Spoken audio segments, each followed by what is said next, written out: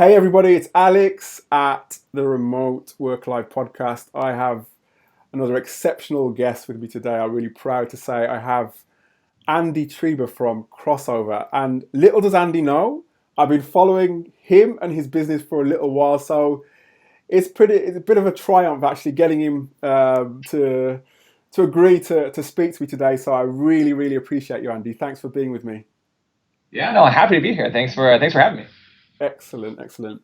And for those of you who are new, of course, the Remote Work Life podcast is all about, people with a shared interest in remote work. So we speak to people, some brilliant people like Andy, who has been there, has done it in terms of remote work to help you with your business, help you with your remote work life. So Andy, I really want to know, just to begin with, and I always ask this kind of question to begin with because I want to know a bit about you, about the person behind the business. What path did you take to get to where you are now, Andy? Yeah, and what path, man? It's always a wandering path, isn't it? But yeah, no. So I guess I'm actually half Japanese so I grew up in Japan until I was about 13 or so. Japanese mother and American father, and so I think that the Japan side of the world kind of deeply influenced kind of all of the different things that I've done over the years. But then my professional career, I guess I was at Intel for 14 years. I was at the U.S. White House for a year under the previous administration. I got to clarify that nowadays. And then since then, I've kind of started a variety of different companies, sold some, but kept some. But the remote work world and distributed teams has always been a big part of that, as well as the future of work. And why is that? Why has remote been something that's been, I suppose, a recurring theme for you? Yeah, it really comes back to my time at Intel, where Intel's an interesting company where you basically have to dig a big hole in the ground, throw about $15 billion into it, and 5 years later, fingers crossed, hopefully you're right, right? So you spend a lot of time thinking about the future, and the products that I was working on was really all geared towards business. So we would do a bunch of studies on how teams would work together and how people would interact with technologies, and therefore you'd see trends. And the first trend that, of course, is obvious now, but is that all compute goes to the cloud. Okay, obvious. And then all software follows that, another obvious one. But the one that I think that is still emerging that people don't realize is that with all software being in the cloud, in reality, since your job is interacting with all of those pieces of software to get work done nowadays, that really your job then goes to the cloud.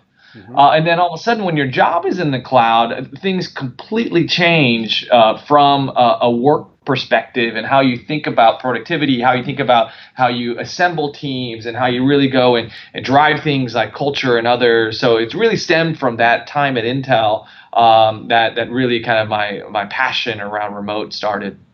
And is that was, I guess, the inspiration for Crossover as well? Because you started off with Crossover. Well, you're known also as Crossover for Work. Is that right? Yeah, it's crossover. I think the crossover, Twitter handle I think was taken. So I think that they put for work at the end of it, just my life. But it's crossover.com, so it's crossover. It works. Excellent. Well, tell us more about Crossover because it was one of those things. I mean, hiring is one of the biggest issues, I guess you could say, with any business. Most of all, I guess, remote business. There's big challenges when it comes to hiring, and from what I can see, Crossover can it seems to solve a lot of those issues. Could you tell us just a bit more about Crossover to begin with as well?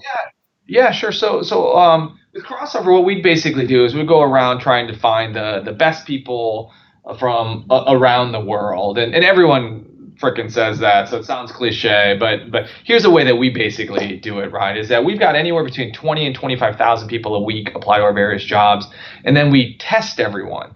Right, because at the end of the day, if you look at the way that most people get their jobs, and they look at people's resumes, and if you look at the resume and you like it, you bring them in for an interview, and you interview them, and then you hire them, and all that is so outdated and archaic. Like literally, the resume, the format of the resume was invented by Leonardo da Vinci, believe it or not, 500 years ago, A few and years his ago. resume looked a little bit better than ours, granted, but it's still the same thing. It's like a list of accomplishments, whatever people want to put, right? It doesn't really tell you a whole lot. And then interviews are actually worse than a coin flip in that, you have all these human biases that come in there on what school they went to, where they used to work, how they look, whatever it may be. So you're taking this 500-year-old artifact, and then you're putting it into this non-objective, non-structured model, and believing that you can get someone, and that's just wrong, right? So what we do is we test everyone, and we think that for every single role, you could come up with very specific tests on what that job is really going to be like, and what are the skills that are needed, and things like that, and kind of then objectively really understand who's really, really good at their job,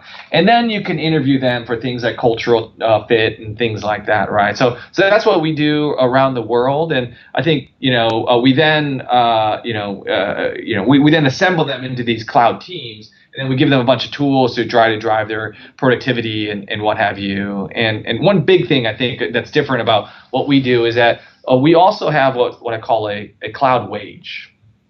And what I mean by the cloud wage is that if you think about how wages are set today, right? They're hyper local.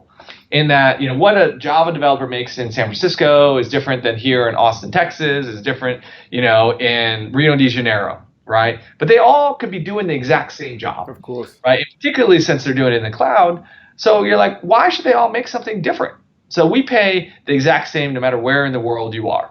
So it's because we believe that you should get paid for, how good you are, not where you live.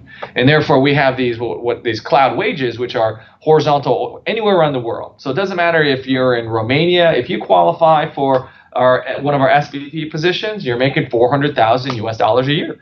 It doesn't matter that you're in Romania and you're literally like $4,000 is completely different than the wage rates in Romania, of course, but that's what you're worth, right, to the companies and what have you, to my company. So that's what you should get paid. So those are the fundamental differences, I think, and it's all 40-hour a week, long-term positions, careers, the whole 9 yards. We believe that is the future of work. No, I love that idea of getting paid based on what you bring to the table, because like you said, it doesn't matter where you may be. You could be just as good, if not better, than anybody else. So I love that. I love that idea, and I think that's one of the things that really sort of compelled me to want to speak to you to find out more about your ideas behind that. And of course, you've assembled your own team as well, your own remote. You're a remote first team, right? Is that right? All remote. Everything I do is remote across all of my companies, and I actually so we've got thousands of people across my various companies now that are in 130 different countries, and every single time I buy a company, I basically staff that up with all remote teams, because magic happens when you can get these amazing people from around the world to be infuse them into these companies. Like literally magic happens. No, it's amazing. And I mean, I guess, like you said, you've got different teams, but what's the general makeup of your team with Crossover? What different departments do you have? And is it just typical of a SaaS remote business, or anything different? Yeah, so think about in two different lines. So there's the team that I have that actually operates Crossover itself, right? Which is kind of your sourcing teams, your testing teams, your engineering teams, and your support teams, and all that other good jazz, right? But then and that is a relatively modest set of people. But the bigger part of my team is actually using all of that talent that comes in to then buy these various other SaaS companies and infuse them into those companies. And in those companies, we've got everything, all of the various types of teams that you can imagine, everything, not only your typical engineering teams and what have you and support, but we do inside sales via remote. We do marketing via remote. We do finance and accounting via remote. Every single type of team that you need to run a SaaS company, we staff up across all of these various companies that I buy. It's amazing. I was amazed at the portfolio that you have, and it's all obviously interconnected into, as you've just explain. What challenges, what are the biggest challenges for you that you've had to overcome with, not just with Crossover, but just with amalgamating, such a portfolio? Yeah, it's interesting. And there's challenges that we face across the board, of course. But I have to say that figuring out how to do a lot of these functions remote was a big part of it, right? Because obviously the way that you manage a remote team is just fundamentally different than the way that you manage a local team. And therefore, when you start thinking about how you actually manage and coach those individuals, you have to then say, what are the assets that I now have because they are doing work in the cloud, and how do I leverage those? And for example, one thing that you lack is that they're not down your hall, right? So you can't just walk around. Sure. But what you do have is that they are, producing. We all produce about 2 terabytes of data a year when we're working. Banging away, what applications are foreground, background, who I'm collaborating with, and things like that. And then, so we're like, great, how do we gather all that data to be able to provide real-time coaching to people? Right? Where, if you think about the notion of lead and lag metrics, where the lag metric is like, did I lose my 5 pounds that I was trying to lose, right? But if you just wait to step on the scale, 2 weeks later, you're like, oh, I either lost it or I didn't lose it, right? You need a lead metric, which is like, like a Fitbit, right? Which is like, did I take my 10,000 steps today or not? Right. And people look down and they're like, oh, I didn't do it. So I'm going to walk up the stairs. Right. And that's a lead metric that then leads to the outcome or the lag metric that you want. Right. So in the cloud world, we had to figure out what are these lead metrics that matter that we can give people the coaching and provide these data points to then lead to the results that we want. So figuring all that was really, really important. I'd say that the second really, really important thing was how you actually develop culture remotely. Right. Because at the end of the day, these are your teams. These are, this is the folks that are, in battle with you. You gotta believe what you believe together, and you gotta build this culture. And it's different when, when you can't go out and grab a pint together necessarily very easily. Although I still still tell people, hey, just because you're remote doesn't mean that airplanes don't work. You should still get together every once in a while. But like how you build culture remotely, and I just bought this company called Sococo, which is like one of the most exciting companies that I've bought in a long time, because it focuses on this remote culture element of it, and it really kind of gives you a visual overlay of your floor, and as if people were kind of sitting there together, and I'm excited for that. No, it sounds like there's lots of exciting things. I could probably get this podcast to go for 2 hours, let alone 30 minutes with all the questions that are springing into my head. But no, I'm fascinated because you mentioned you were talking about the Fitbit. You're giving the Fitbit sort of analogy there. Tell us more then about, because you've developed this tool which is kind of like the Fitbit for work and productivity. Can you tell us more about that? And I mean, there's lots of them out there on the market, but how is Work Smart different? What can it bring? Sure. Yeah, so WorkSmart is probably my worst marketed product of all time right now. But what we're trying to do is really do exactly what I was mentioning, right? Which is like, how do we measure all these various things to be able to provide people real-time coaching on the spot? Because I believe that, again, getting that lead metric really, really matters in people's hands. But then I also believe that the manager of the future is really a bot. Right, where it like tells you, right, what you're actually doing well. Here's the way you're working versus other people, and just that might be okay, but these are the top performers over here. Are you sure you don't want to do it like this, right? So like giving people this level of coaching based on real data, because I think back towards most of my reviews that I've either done or even when I was Intel or others, and they're super data light. Right, you're like, you meet with someone once a quarter or once a year, and like, here's 3 things you did well and 3 things you need to get improvement on. And you're like, there's no data, there's no anything, right? It's literally a manager like wrote it like 3 minutes before the meeting, right? Exactly. But like, this is like real data, right? Where you're banging away, you're working, like who you're working with, how are you working, like when are you most productive, like how do we think about your team like athletes?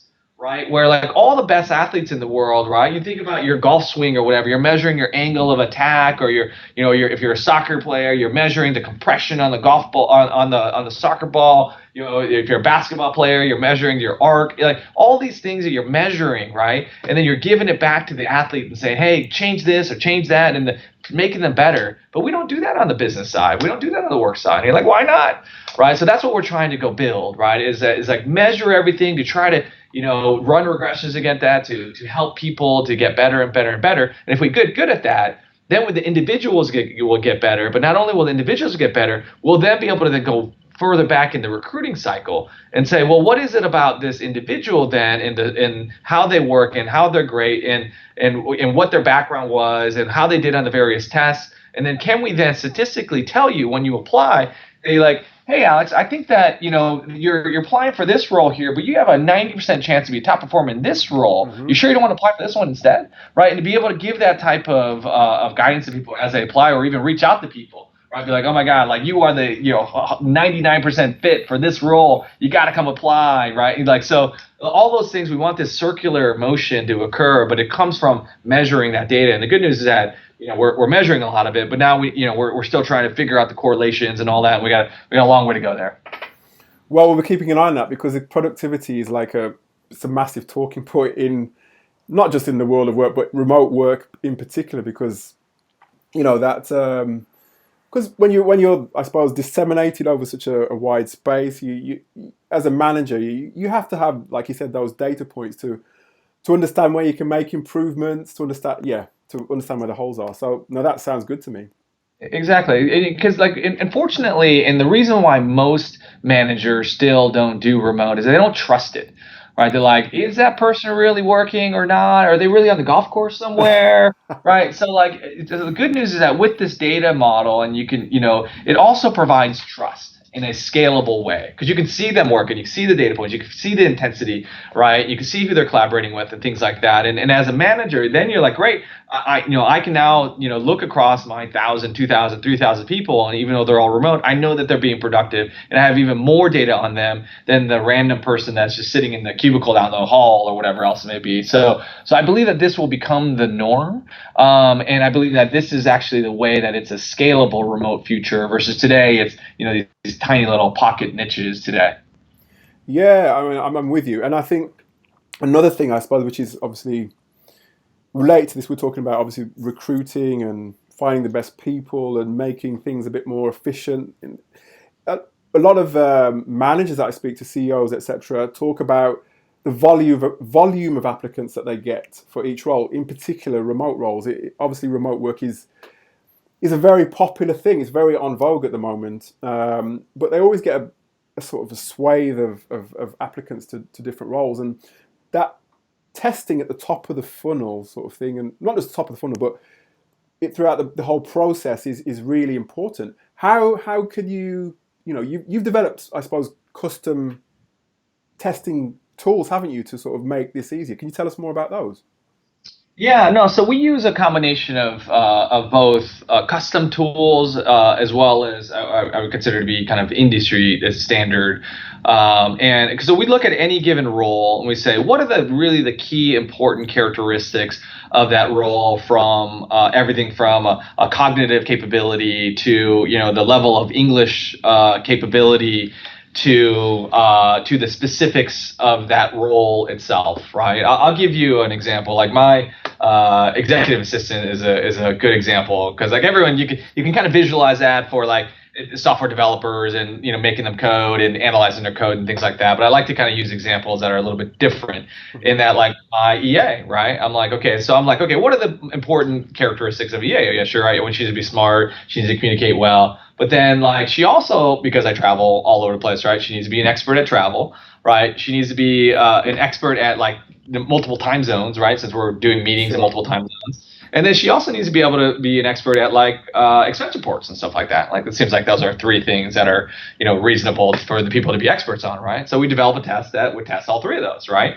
And we had 421 people apply, I think, for that given role, and we gave them all this test, right? And like the travel one was like, hey, I'm flying from Austin to Chicago to Dubai, right? And then here are a bunch of different airline options and prices, and which is the best one. And and there's multiple good answers, but then this one has too tight of a connection through O'Hare or whatever else it may be. So you can really kind of see who does it, or like the time zone one. You're like, hey, here are 5 people. They all have to meet at UTC time. You like do the conversion and multiple choice, right? And you can go do that. Or the expense report one was really good in that it was like, here are 10 different receipts, and here's 50 different exchange rates. Translate them into an expense report, and then also separate what's business versus personal, and then give me an answer in US dollars, right? And you have to do the conversions and see what, a whole 9 yards. And you run like hundreds of people through these tests, right? You do cognitive tests, English tests, and those tests. And the people you get at the end of it are awesome. You know that they're really, really good at their job. And then you interview them, right? And then obviously EA, because I interact with them all the time, like you want to make sure that you get along with them and stuff like that, right? So like you could envision these types of tests. And a lot of them, we do automated in manner, and therefore it really weeds out the people and really brings out the people that are really, really the best in their trait. And then you can go look for the soft stuff. So we do that across the board. And again, I said that we've got anywhere between 20 and 25,000 people a week that apply for a job. So we got to get good at these. That is a lot. That's a big number. Oh my gosh. And talking about the soft skills, I mean, how do you recommend then? Can you? I don't know if you can really test for soft skills because people can change their behaviors, can't they? So I don't know. What's your view on testing for soft skills? Yeah, so I kind of I divide soft skills kind of into 3 different categories, right? One is kind of just a soft skill of communication, right? Like communication quality you can test, because sometimes like in a sales role you want a 5 out of 5 out of English, but maybe for a developer role you're like 3 out of 5. So you can kind of test for English quality there, right? You have them do a recording and things like that. We also give some personality tests, and we look for conscientiousness and some other characteristics that we've known to be relevant for certain types of roles like support and what have you. But then on the last one, you really kind of you do have to look for the type of role that it is and understand whether or not they've got the right demeanor for that type of a role. But in all scenarios, you want people that have a bit more of a growth mentality, right? Or you want people to be like, no, absolutely, like they can take coaching and they can be like, great, I want to get better, and they and move on. And those are the types of people that I look for, is the people that that can really be like, what? No, give me the feedback, right? I want the direct feedback. I want radical candor so I can get better, because I can strive and continue to get better because I have this growth mentality. And it's been harder to test for that. But certainly the way that when you talk to folks, you can kind of feel that. And I'd love to make it all objective at some point. But, I think that, each of these soft skills, we got to get better and better at our testing. No, definitely. I like that. I like it. Radical candor. Yes, I'm a fan of that myself. And obviously, when you're doing your searches, you're searching. I think the beauty of remote work and hiring in remote work is that it's like you have access to people from all over the world to do whichever role that you want, but that can obviously bring its challenges as well. Am I right in saying you search for candidates across nearly 100 countries? Yeah, even more so, actually. We actually have people today in 130 different countries, but we search even broader than that, because we're a big believer that the wider that you search, the better and better talent that you can get. Yeah. Right. The analogy I give often is a football analogy, right? Where I'm here in Austin, Texas. There's 2 million people or so in the greater Austin area. If I were to assemble a football team here, it'd be a decent team. There's 2 million people to choose from, right? But if I expand my denominator to all of the United States, right, and 350 million people in the United States, and I assembled a team, rest assured my U.S. team is going to be my Austin team, right? And then if I were to expand the denominator again to the 7 billion people in the world, like, though controversial in the U.S., like my global football team is going to beat my U.S. team, and without a doubt. There's no doubt that my global best team is going to beat my Austin team. Like people will look at that and be like, there's obviously no comparison. But yet when people assemble companies and their team, right, you're like, oh, but I only want to choose the people in Austin or my zip code, right? You're like, what are you doing, right? Like you don't want to compete. You don't want the global team. Like what? You don't want that, right? So we're like, guys, like go everywhere. And like the one thing that I've learned, over the last 15 years doing distributed and remote teams is that there are amazing people freaking everywhere, and it's awesome. And it's inspiring to see, man. No matter where I land, I meet with people and chat with them, and it's such amazing, inspiring stories. And I'm like, I'm so happy that I got the honor to meet you, right? And like, there are everywhere. And unfortunately, 70% of the people in the U.S. they don't even have a passport, right? They've never gone anywhere, right? So like, is it 70%?